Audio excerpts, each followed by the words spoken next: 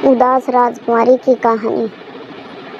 बहुत समय पहले की बात है। किसी राज्य में एक ऐसी राजकुमारी थी जो कभी मुस्कुराती नहीं थी। राजा और रानी उसे अपने ओर से खुश करने की हर तरह की कोशिश करके हार गए थे। राजकुमारी के पास बहुत सुंदर कपड़े और बहुत सारे गहने थे।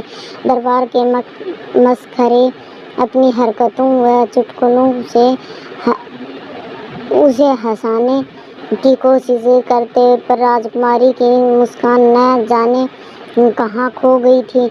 उदास राजकुमारी सारा दिन चुपचाप बैठी रहती। उसे अपनी सहेलियों से बात करना भी पसंद नहीं था। अगर उसे किसी से मिलवाने ले जाया जाता तो वह उन्हें नमस्ते करके चुपचाप बैठी रहती। उसका कहीं भी मन नहीं लगता था। इसके बाद हकीम को बुलवा कर उसकी राय ली गई। उसने भी अपनी ओर से सारी दवाइयाँ और जड़ी बूटियाँ देकर उपाय कर लिया, पर वह भी कुछ नहीं कर सका। राजकुमारी फिर भी नहीं मुस्कुराई। इसके बाद वजीर ने कहा, महाराज, हम ऐलान करवाते हैं कि जो भी हमारी राजकुमारी को हंसा देगा उसे राजा की ओर से अनमोल उपहार दिया जाएगा।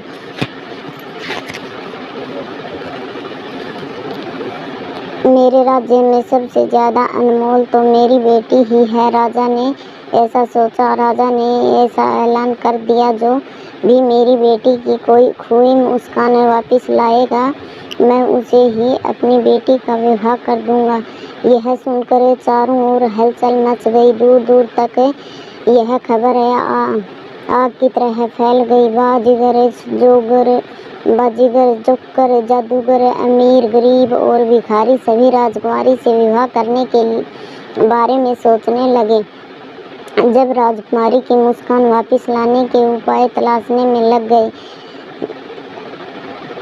सब राजकुमारी की मुस्कान वापस लाने के उपाय में तलाशने में लग गए। कोई बोलने वाला तोता लाए तो जादूगरों ने हवा से खरगोश पैदा किए, अपने टोप से रिबन और रंगीन मफलर निकाले। इसी तरह बाजीगर ने कई तरह के खेल दिखाए। व्यापारियों ने दूसरे देशों से लाए मजेदार चीजें दिखाई, लेकिन राजकुमारी के चेहरे पर मुस्कान की हल्की सी रेखा नहीं आई। वे सब हार मानकर वापस चले गए। राजकुमारी से शादी करने का सबका सपना चूर चूर हो गया था। यह जवान लकड़हारे ने इस ऐलान के बारे में नहीं सुना था। एक जवान लकड़हारे ने इस ऐलान के बारे में नहीं सुना था। वह उस समय जंगल में था। वह बहुत ही सादा और अनाड़ी किस्म का आदमी था। उसके पास थोड़ी सी भी अकल नहीं थी। अचानक उसे जंगल में भटकता हुआ एक घोड़ा मिल गया। वह घोड़ा राजा के अस्तबल में अभी नया आया था। लकड़हारे ने पहले कभी घोड़ा नहीं देखा था। उसने उसके आसपास घूमकर देखा। उसका एक मुंह बड़ा था, सात शरीर और पूंछ के रूप में बालों का एक गुच्छा। शायद यह घर तक लकड़ी ले जाने में मेरी मदद कर सकता है। इसके एक ओर तो आंखें हैं, पर दूसरी ओर कुछ नहीं है। बेहतर होगा कि मैं दूसरी ओर की मुंह करके बैठूं। इस तरह हम दोनों ओर से देख सकेंगे, उसने सोचा। वह घोड़े पर उल्टा मुंह करके बैठ गया और हाथों में उसने अपना लकड़ी का गट्ठर थाम लिया। अचानक घोड़ा हवा से बातें करने लगा। डर कर लकड़हारे ने गट्ठर फेंक दिया और घोड़े की पूंछ पकड़ ली।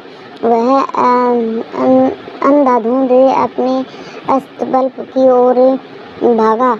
राजकुमारी ने देखा कि एक आदमी घोड़े पर उल्टा सवार होकर आ रहा है। यह देखते ही उसकी हंसी छूट गई।